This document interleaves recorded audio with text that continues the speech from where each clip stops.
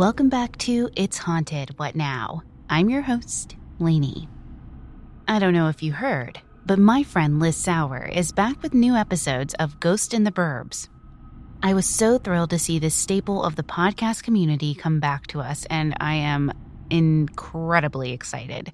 You guys came through for me in this episode and submitted some incredible stories. We even have some returning storytellers coming back to share more about their haunted experiences. Okay, ready to get spooked?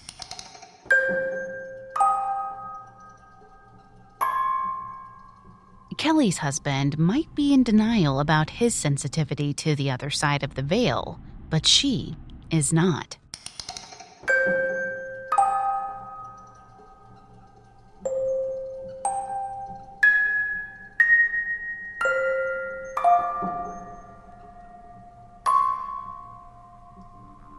I feel I've always been open and spiritual. My husband, not so much. Now, however, I believe he's a little more open. This one particular time, my son asked me one morning who was in the attic moving boxes around.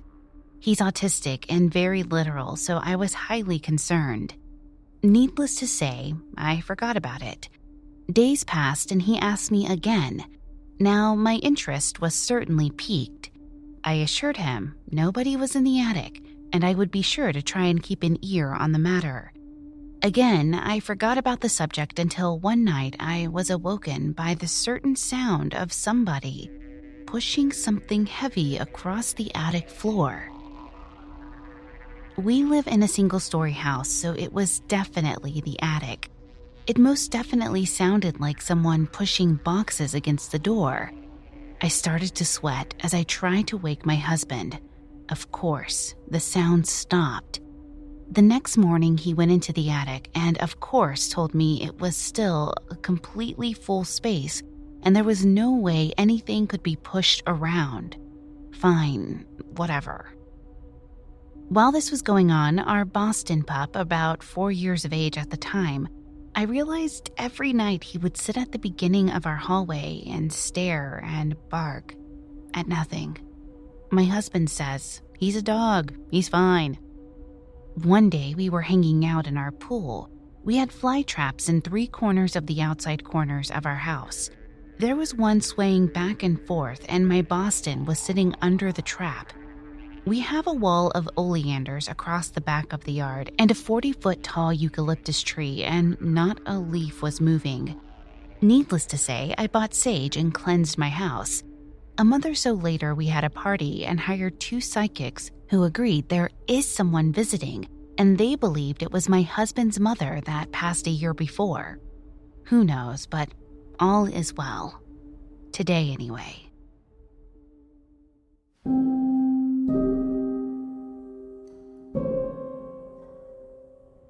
See, I trust animals when they're spooked. Their senses are much more heightened than ours, and it does make me sad for the spirit on the other side when they're not acknowledged by their loved ones, maybe because they can't see them or because they're blocked off in some way.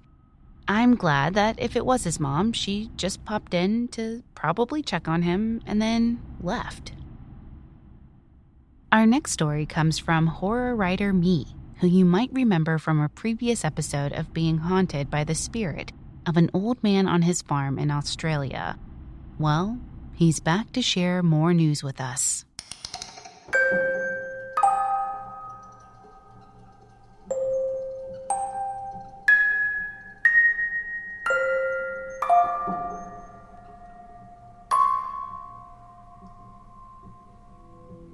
I live on a farm in Australia and was being haunted by the ghost of the old boy who lived on the farm before us, who had a heart attack and fell into a fire. I said I'd tell you some more paranormal things that have happened to me, but I've been really busy. Something happened today which sort of links what I told you about the old boy's ghost. It's creeped the hell out of me. I thought it might interest you.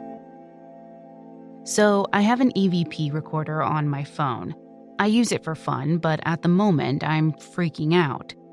When I told you about the old boy who owned the farm before us and he'd had a heart attack and died falling into the fire, what I didn't say was that there was a criminal investigation because his lady friend was in the house reading a book when he fell into the fire pit, and she didn't look for him for over an hour.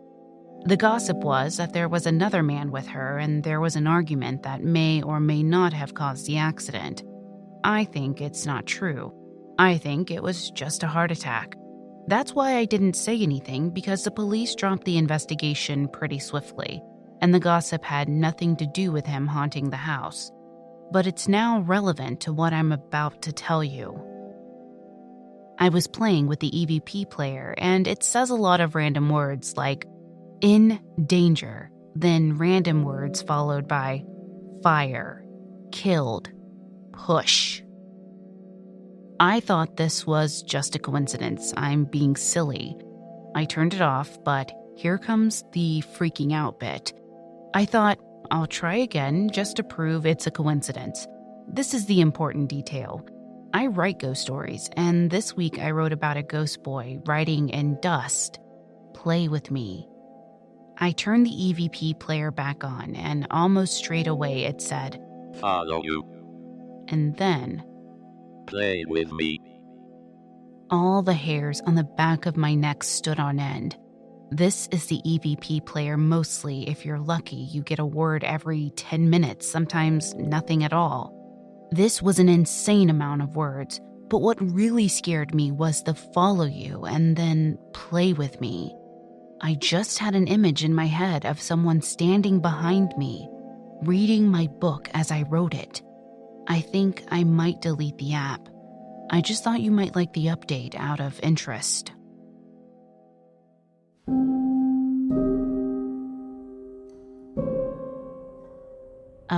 Yeah, I love the update. It's terrifying and confession. I once downloaded an EVP app when I was planning on going on a haunted tour in El Paso, Texas. But I immediately deleted it because I didn't want anything following me back or attaching itself to my phone somehow. I know it sounds silly, but this solidifies that my gut is usually leading me in the right direction. Now, Chay submitted a story via our website, which I would encourage you to do if you have a spooky tale to share with the show.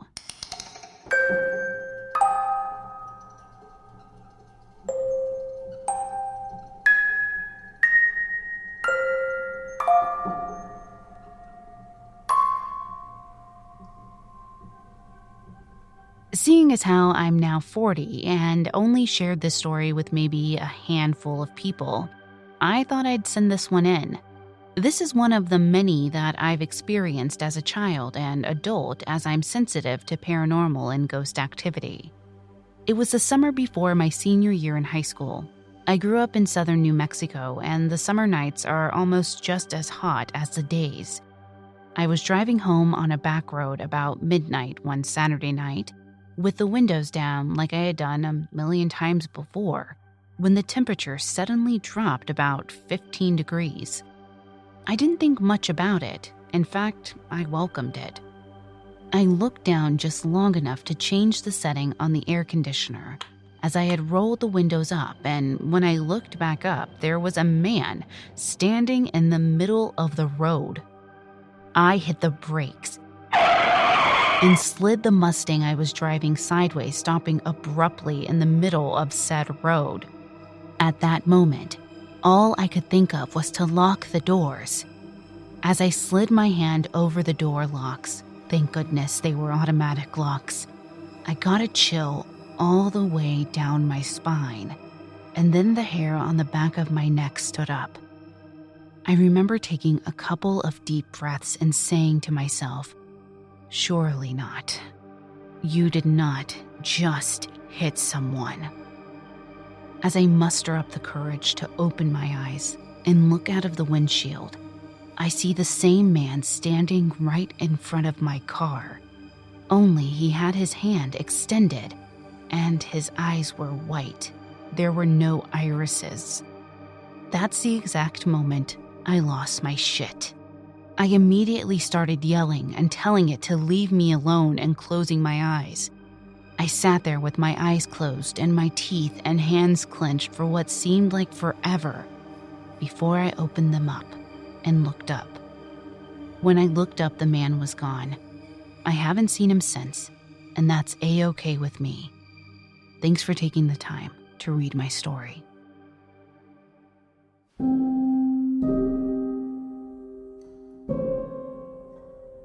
Now, in the name of transparency, I read this submission while lying in my bed one night at like 4 o'clock in the morning.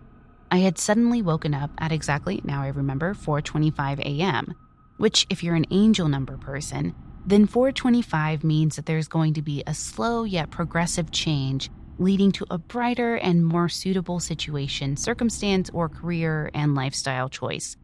But I wasn't sure if that included being creeped out by this story. I have this fear of driving alone at night, especially long distances. It mostly has to do with watching my mom get robbed at gunpoint off the side of a highway while my brothers and I watched helplessly from the back.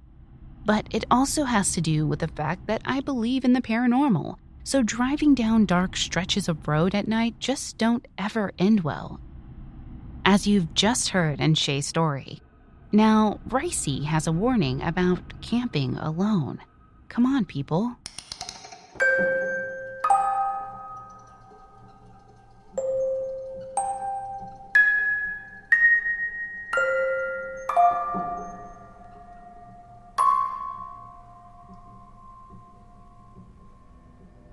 This is a long one, guys, but it's worth it. This really freaked me out at the time. If anyone has a solid idea of what this was, or if they've had a similar experience, I'd love to hear it. This happened to me a while back when I decided to go on another camping trip alone. I always liked camping alone. There's something serene and sobering about being isolated in the middle of the wilderness, and I always found it relaxing. So I planned out what trail I was going to take, packed my camping gear and my rifle for protection, and jumped in my truck. I get to this trail early in the morning and hike about 15 to 20 miles until I find the right spot and head off the trail to find a place to put my tent up. I stumble upon this nice-sized clearing and decide that it's a nice and beautiful spot to settle down. I'm exhausted at this point, but set up the tent at the southernmost edge of the clearing next to the tree line and manage to get a fire going. I roast some weenies and start to hear a sound in the distance underneath all the forest noise. It sounded like an animal, most likely a deer, with a lame leg, as it sounded like an animal was making a walking or dragging noise. I felt bad for the poor guy, but it was too far away and it was getting dark, so I really couldn't go find it and put it out of its misery. I think nothing of it after that and go about eating my food. After I eat, I douse out the fire and crawl into my tent and insert myself into my sleeping bag.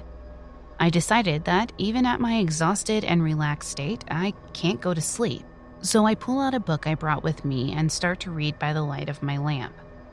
Hours go by and I hear that sound again, this time closer, right at the opposite side of the clearing. Surprised, I put my book down and listen to this animal walk or drag across the clearing towards my tent. It's really loud at this point, and it now sounds like the hooves are all being heavily planted, with the dragging noise following seconds after, like the deer is dragging something along. It makes it to about what I assume is the middle of the clearing, and stops, and I hear nothing. No breathing. I mean, not a sound from this animal. I unzip the tent and look into the clearing. Nothing but trees and darkness. What the fuck? What the fuck? Unnerved at this point, I zip the tent back up and sit there listening for other noises. Nothing, just the crickets and the breeze. I decide that there are a lot of strange noises in the woods and try not to let it bother me. Besides, I had my rifle. I start to doze off when I hear men's laughter off in the distance to my right, then women's laughter and sticks snapping far off to my left. I'm up now, wondering if what I am hearing is really what I am hearing or just a product of being half asleep. I hear more faint laughing from a couple of other different directions, all different, like old men old women, even children, and confirm that it's real. The noises are closing in, and I grab my rifle, preparing to fire a warning shot off in the air in case they came too close. Something about this laughter, how far in I was, the noise earlier, and the time of night told me that it was not just another family strolling through. I was on edge already, but then I noticed that the nightlife was dead quiet. Not even the wind was making any noise. I decided enough was enough. I unzipped the tent and fired a shot into the night. I sat there and surveyed the tree line. I saw nothing. I listened intensely to my surroundings. No laughing, and the forest sounds had returned. Relaxing just a bit, and figuring that scared whoever off, I sat down, and in my exhausted state, I fell asleep. I wake up later in a cold sweat, racked with anxiety, and it was still dark outside. I immediately hear two people whispering not too far from my tent. Alert, I grab my rifle and listen to what they are saying. I can't make out much, but I hear something about being lost, so I shout, "Hey, who's there?" The voices fall silent. I shout again, "Are you lost? Who's there?" Suddenly, a huge burst of flame, like a flamethrower, erupted from the middle of the clearing, illuminating several silhouettes of people just standing around. In shock, I fire my rifle, blowing a hole in the front of my tent, and it goes dark. Without checking my surroundings, I get up and sprint out of my tent, making a hard left back to where the trail was. I hiked until sunrise back to my truck, with my head over my shoulder the entire way. I never heard anyone follow me, never saw anyone or anything the whole way, but I couldn't shake the feeling that I was being watched. After that, my enjoyment of camping alone left me like I left all my gear in the woods that night.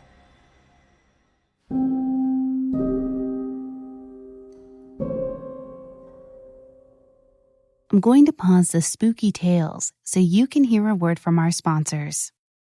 Finding the right counselor when you need to talk can be a daunting task, but with BetterHelp, it doesn't have to be. For over a year, I have found that online therapy is right for me. BetterHelp will assess your needs and match you with your own licensed professional therapist. It's great because you can start communicating in under 24 hours. BetterHelp is committed to facilitating great therapeutic matches, so they make it easy and free to change counselors if needed. There is a broad range of expertise in BetterHelp's counselor network, which may not be locally available in some areas. If you're thinking you can't afford it, think again.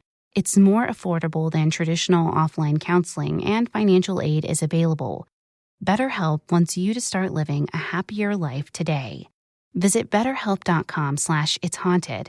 That's better HELP, and join the over 500,000 people taking charge of their mental health with the help of an experienced professional.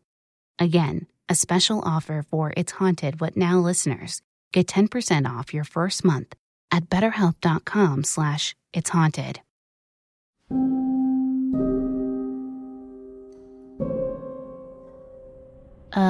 What the fuck? No, absolutely not. I would have already darted after hearing the first sounds of laughter. I cannot deal with uncertainty like that. I have this thing about why I won't live in the country. If you live in the country, then you know what I'm talking about. You look out your window and you see nothing but complete darkness. Everything is a reflection of what is happening inside your house, and you don't see anything until it hops in front of your window to scare the crap out of you. Yeah, I'm not about that life. Alex comes to the show about his father's haunted home.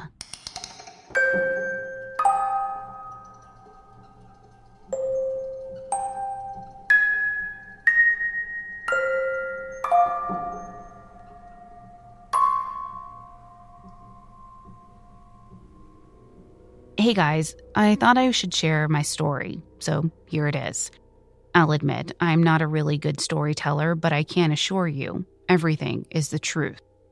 I have two brothers. I'm the middle child, and my mom and dad are still both alive.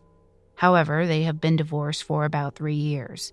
My dad still lives in our childhood home that I lived in from birth to 18 until I joined the Army.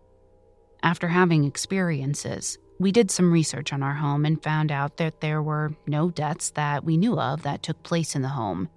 There was, however, a younger girl who got really sick and was transported to a nearby hospital about 30 or 40 years ago, and we are not sure what happened to her.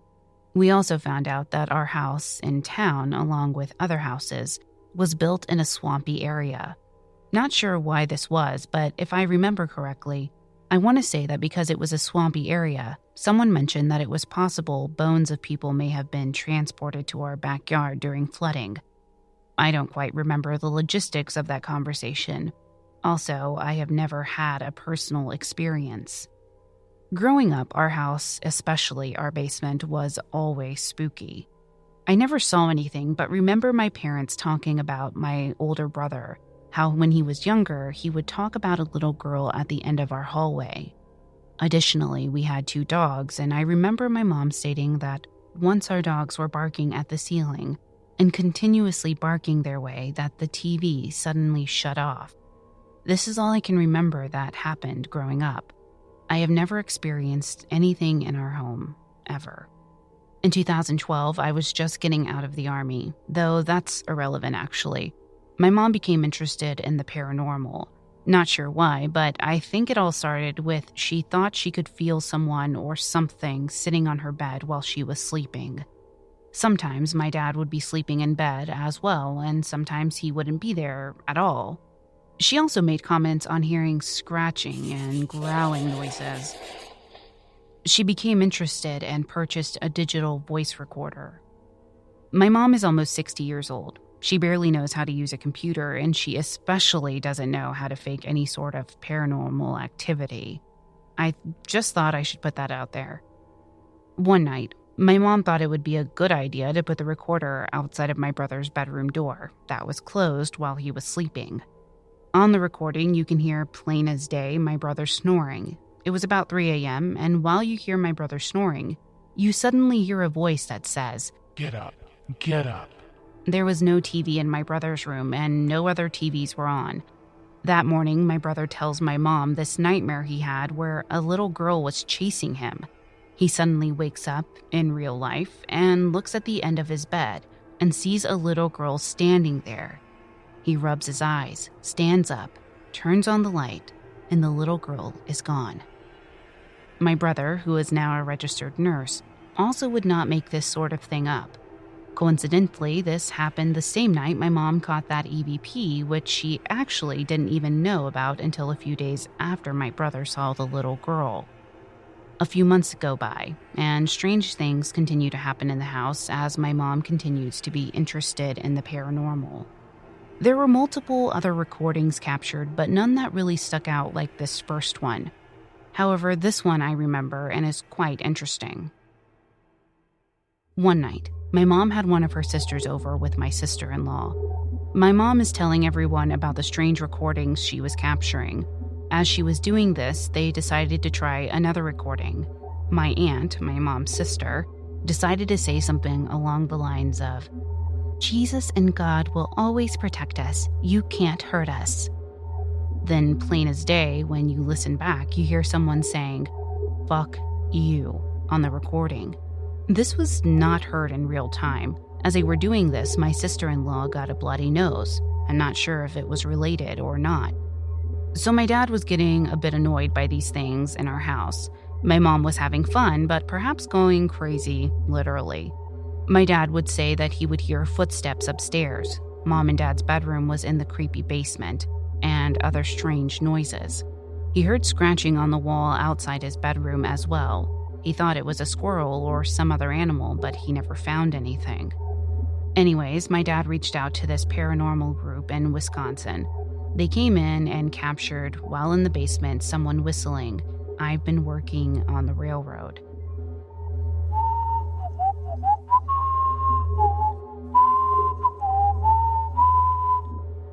Upstairs, and you can hear it plain as day, and footsteps of someone walking upstairs. They supposedly caught some strange pictures as well and some other things, but that was really the main thing that stuck out to me. My dad, as mentioned earlier, was getting a little annoyed, so he was telling these people at work about what was happening. And someone told him to go to this barbershop and ask for this lady. He did so and found this lady and told her what was happening. She said there were 2 portals opened, one in the backyard and one in the basement. She said she could close them without even having to go to the house for $50. My dad, being a skeptic of this kind of stuff, thought he'd still give it a try, so he did. A few days go by and things stopped happening. I visited shortly after and could honestly feel this spookiness no longer exist. I mean, it was still an old house and all, but there was definitely a difference. Since this, my dad and my mom, when they were together, haven't experienced anything else in this house. It's insanely crazy that this sort of thing can even be done.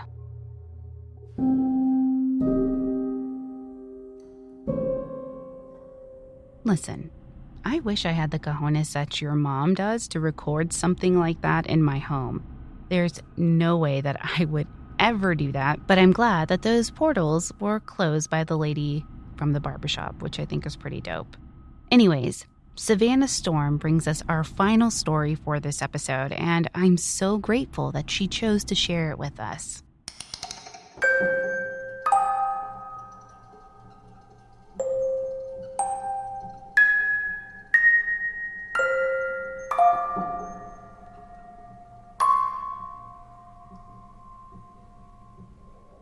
My mom always said when I was very small that I would tell her things that turned out to be true. The most memorable one happened when I was about 3. My mom's friend was minding her own business, and I went up to her and touched her face and told her she should not eat cheese. She wasn't currently eating any, I just said it out of the blue. I guess before she came over, she had eaten some, so she was really weirded out. The next day, she comes over after an ER trip. Her entire face is swollen, and it turns out she had developed a severe allergy to cheese. That friend always tried to get me to tell her more things, but I would always say that that's not how it works. Fast forward to me being about 5 years old. I was taken away from my mom at this point in my life due to her using methamphetamines. I lived with my paternal grandparents. I often slept with my grandma at this age. When I woke up this particular morning, I was not in my body.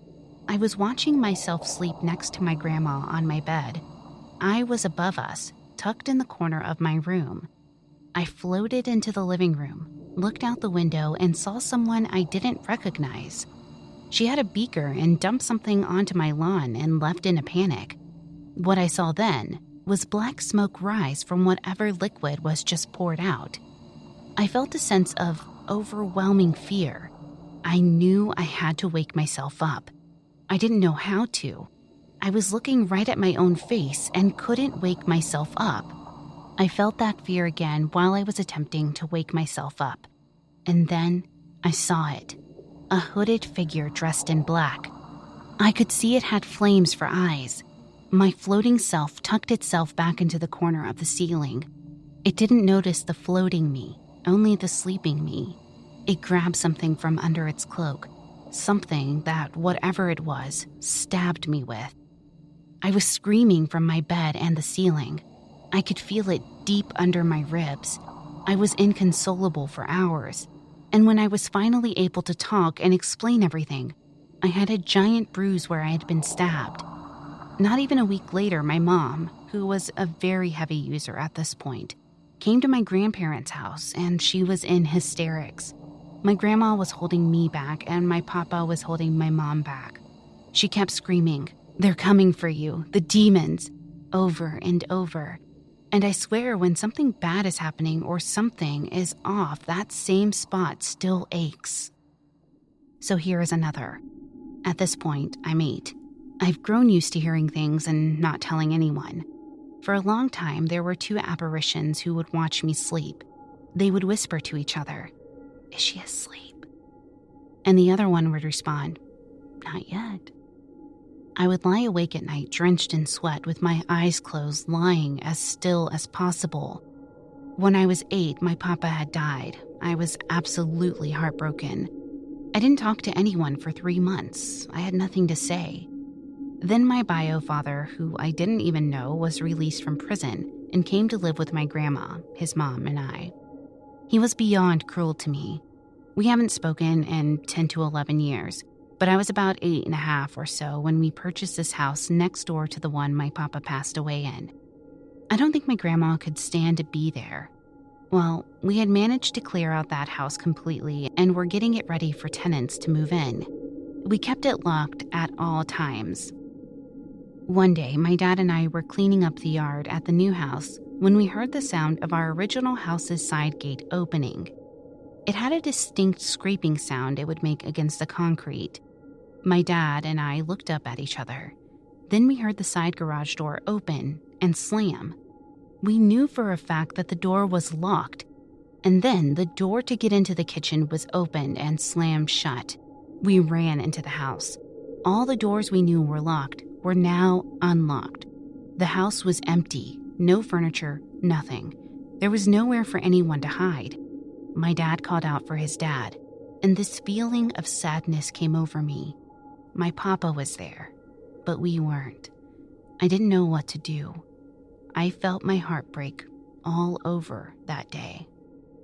My dad told me that day he sees things, described some of the scariest things I've ever heard. I didn't want to talk to him about it. I get this gut punch feeling just thinking about the pictures he used to have of the things he would see.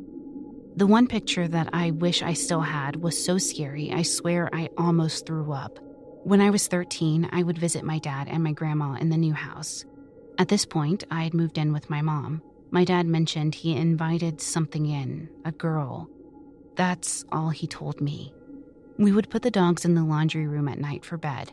For some reason, after we put the dogs away, I decided I would take some digital photos. I read or heard somewhere that flash can get things that we can't see with our eyes. I took pictures of the kitchen and the living room, and also leading to the laundry room where the dogs were. There was the back of a girl, long braid, walking towards the laundry room. I stared at the photos in disbelief. The dogs started growling. I ran to my dad, and then he showed me a picture. It was of his girlfriend, and she was holding up one of his dumb pistols. But in the background, the TV was visible, and there was the same girl. But this time, it was her face, black eyes, grayish skin, and you could see her fingertips on the edge of the TV. It reminded me of The Ring. I got mad. I said that it was a picture of the TV, but if you've ever taken a picture of the TV, you see those lines, but there weren't any in this picture. Later that week, we lost that camera, and the girl started to turn things on and off. The radio, the lights. It got so bad I once screamed at her to stop, and it did. But I don't know who that girl was or how he got her there like he claimed he did. But it was terrifying. I don't trust my bio dad one bit. He is a violent man, and I'm afraid she was maybe hurt by him somehow.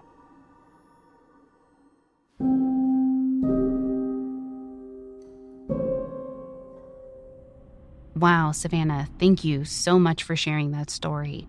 I truly hope that that little girl isn't anybody that your father has actually hurt and maybe is some type of malevolent or unrested energy. I don't know.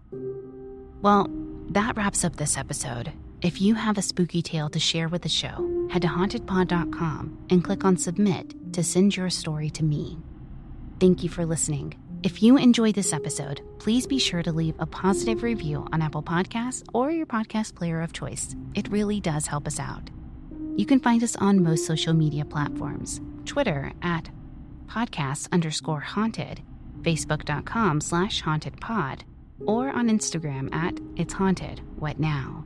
And of course, our website is hauntedpod.com. Audio engineering was provided by Ches Gray, who manages Gray Multimedia. Spooky tune creator for the show is Nico at We Talk of Dreams. Check him out on Twitter at We Talk of Dreams or wetalkofdreams.com. Until next time.